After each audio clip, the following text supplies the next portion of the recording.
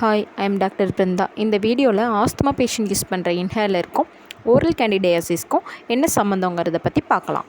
Asthma patient காமனாக use பண்ணுற இன்ஹேலராக இருக்கட்டும், லுப்பிஹேலராக இருக்கட்டும், இல்லை ஸ்ப்ரே டைப், இதில் எது யூஸ் பண்ணாலுமே அவங்க லங்ஸுக்கு ரிலீஃப் கிடச்சி நல்லா ப்ரீத் பண்ண முடியும். ஆனால் இதில் நோட் பண்ண வேண்டிய விஷயம் என்னென்னா, இப்படி இன்ஹேலர் யூஸ் பண்ணும்போது அவங்க நாக்குலையோ மேல் அன்னத்துலையோ அல்லது தொண்டையிலையோ ஒயிட் கலரில் தைராய்ட மாதிரி ஒரு லேயர் ஃபார்ம் ஆகும். இதை ஃபங்கல் இன்ஃபெக்ஷனில் சொல்லுவோம்.